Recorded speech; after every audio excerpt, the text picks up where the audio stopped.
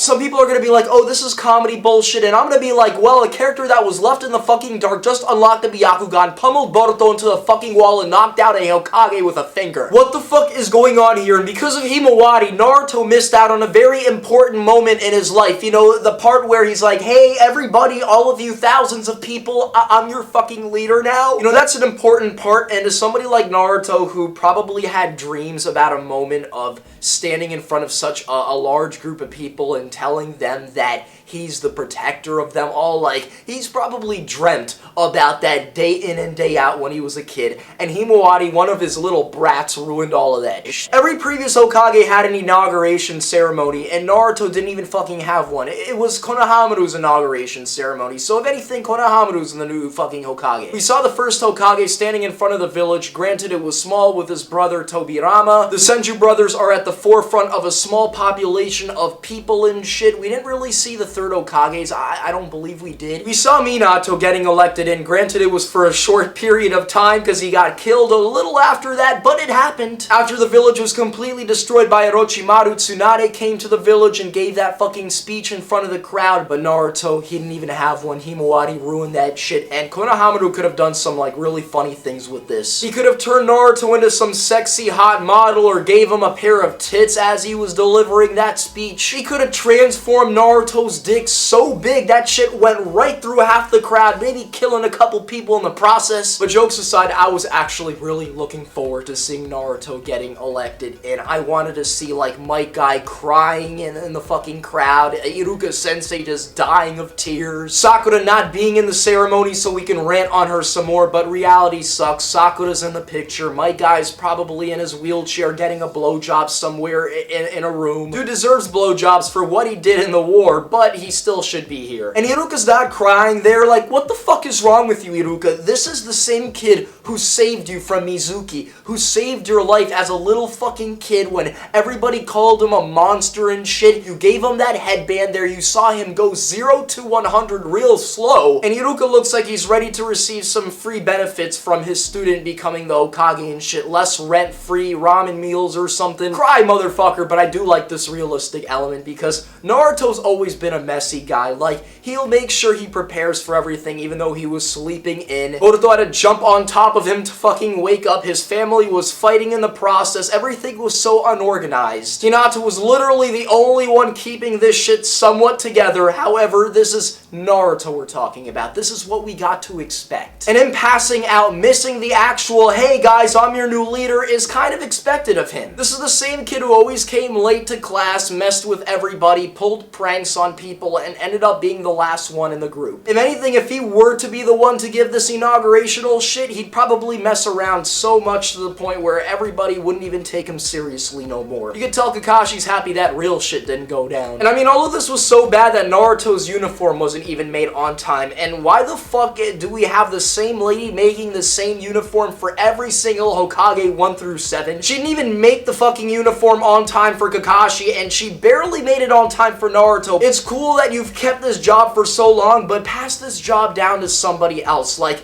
you've been alive for too long, doing the same shit for so long, and we get that you want to make the perfect piece, but let's China this up. Like, let's start producing these shits faster, alright? Like, we can't wait all of this time to produce a damn uniform and people be missing their actual fucking inauguration ceremonies. This dude Kakashi had to pull some bootleg ass shit, patching up some number on the back. Like, come on now. Let's hire somebody new. She's been doing this since the days of Hashirama. Retire. Now, onto the topic of Himawari, she unlocks the Byakugan, and I'm cool with that. I just feel like they could have hyped Himawari up earlier on into the specials instead of just throwing the Byakugan on her, especially at such a young age. She is indeed younger than Boruto, and she just pummels him into a wall. Like, to do that, you have to be pretty fucking skilled for her size. We know she has the gentle fist, the fucking power of the Hyuga, but so does Boruto. Now, maybe he didn't inherit those specific traits, but he still has Hyuga blood running through his veins. Yes, Boruto has Neji's blood circulating through his veins. Naruto didn't have Neji's blood blood circulating through his veins, and he didn't really need it. But when you have Uzumaki blood, the monstrous reserves of chakra that Kushina had, and the fucking skill of the Hyuga clan, you're gonna be a dangerous ass mofo. And Himawari just took that Uzumaki Hyuga shit, thrashed it, partially because she's also Uzumaki Hyuga shit, but she's a young girl for fuck's sake, and I ain't gonna lie, she fodderized her brother. I'm not saying Himawari is going to be stronger than Boruto necessarily, but right now, I honestly have to question who would win a fight. Obviously, Himawari isn't always angry, but when she's angry, this can fucking happen, and of course, Boruto knows the Rasengan, the giant Rasengan in Chidori, but it would only take her being close to Boruto, knocking him out for a day in the same way that she knocked her dad out for a whole fucking day. Boruto's gonna have to learn the Rasen Shuriken and like slice the head off of his sister or something. I mean, that's the only way I can see him winning a fight against her. He's gonna have to create that Rasen Shuriken. My sister's head is off. Orochimaru, I just killed my sister. Can you attach your head back to her body? I have the real Himawari.